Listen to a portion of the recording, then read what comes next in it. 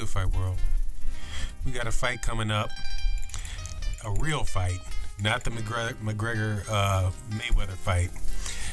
But another fight that is being touted as the fight of the year, or the most significant fight of the year, between Saul Canelo Alvarez and Gennady Golovkin. Gennady Triple G Golovkin. Now, I personally disagree with that. I think we had the fight of the year, the most significant fight of the year, just this last week with Andre Ward fighting Sergey Kovalev to establish who the top fighter in the world is. But as far as any other fight other than that, I would agree that Canelo Alvarez versus Triple G is probably the most marquee fight of the year coming up, until it was blown out of the water by Mayweather and Conor McGregor. Now, that said, though I think it is a big name fight and it's an important fight for Oscar De La Hoya and Golden Boy Promotions, I don't necessarily see this to be a competitive fight. And the reason that I have these clips that I'm showing you here is to show you the main reason why I don't think this is going to be a very competitive fight. Now, I'm not talking about the punches that Canelo Alvarez are throwing. I'm talking about the punches that the people that are fighting him are missing.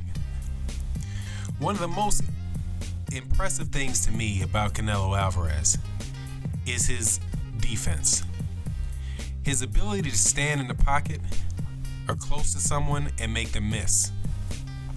And I think that is going to be the big difference between Canelo and Gennady Golovkin. A lot is made of Gennady Golovkin's power, but power doesn't do you any good if you can't land it.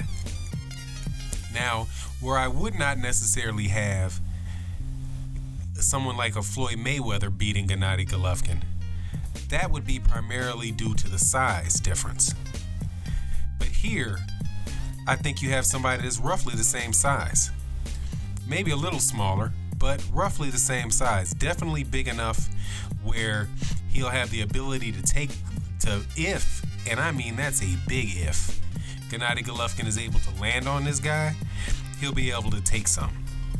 Now, this reasoning doesn't always hold true about the last couple fights for Gennady Golovkin. But, so the first reason is the defense. The second reason is Gennady Golovkin's lack of defense. For Daniel Jacobs to give him that much difficulty does not bode well for him against Canelo Alvarez. Because as much as I like Danny Jacobs, Danny Jacobs is not on the level of a fighter as Canelo Alvarez.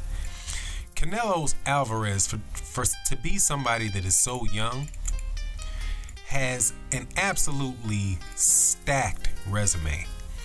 And not necessarily just because he won the fights, but because the amount of experience gained in the fights.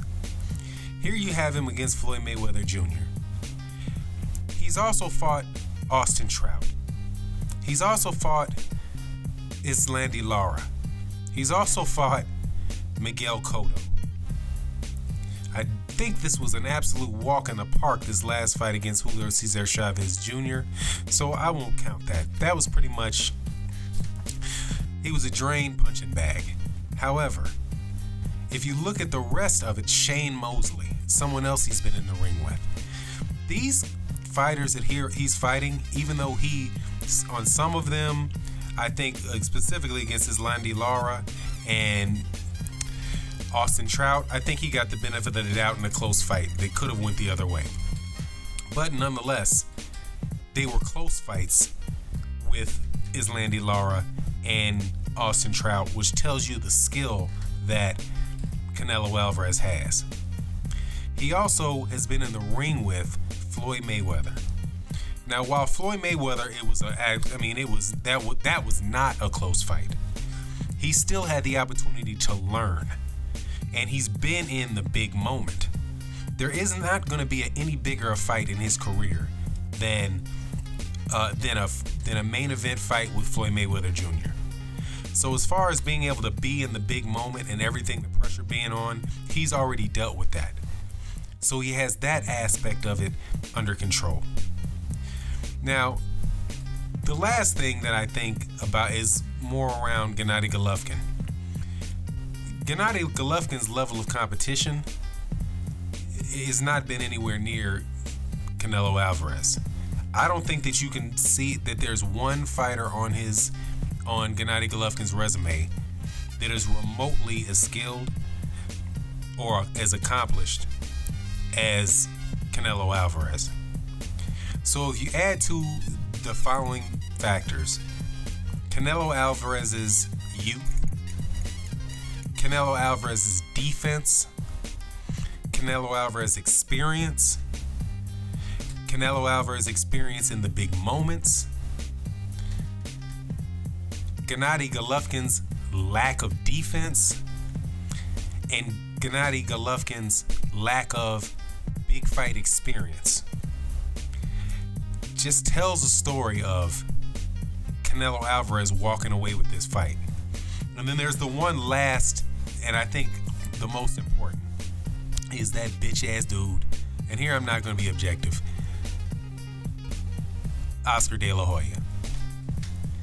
Oscar De La Hoya, I think, is a absolutely terrible promoter, was asleep on the wheel, and lost what could have been the best promotional company, definitely the most dominant promotional company in the world, doing whatever else he's doing. But outside of that, he is a boxing expert. Now, he might be a vindictive boxing expert. Like, for example, he will always pick against somebody he doesn't like.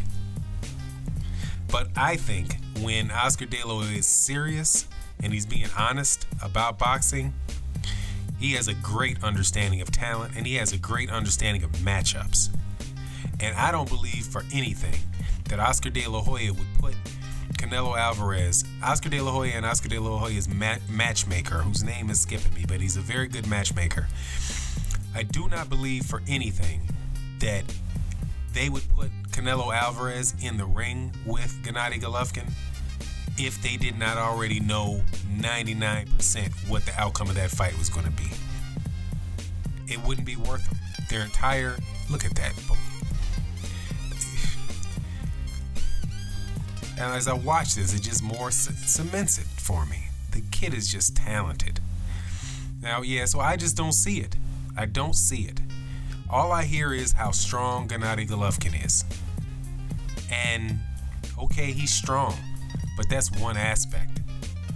And I don't think it's going to be enough. I don't. And I'm out.